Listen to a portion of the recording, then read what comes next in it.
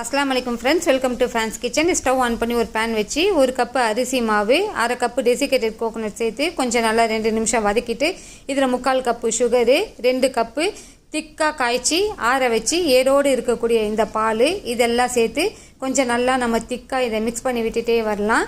இதில் பொடிசாக கட் பண்ண பாதாம், முந்திரி, பிஸ்தா ஒரு 2 டேபிள் ஸ்பூனு, 1 டீஸ்பூன் ஏலக்காய் தூள்.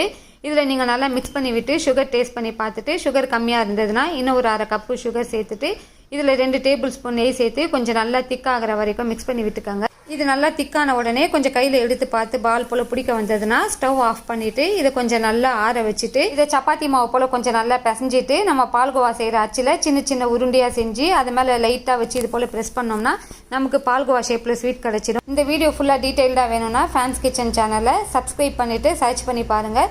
என்னுடைய வீடியோ பிடிச்சிருந்ததுன்னா லைக் பண்ணுங்கள், கமெண்ட் பண்ணுங்கள். இன்ஷால்லா நெக்ஸ்ட் வீடியோவில் நான் உங்களை மீட் பண்ணுறேன். அஸ்ஸலாமு அலைக்கும். தேங்க்யூ.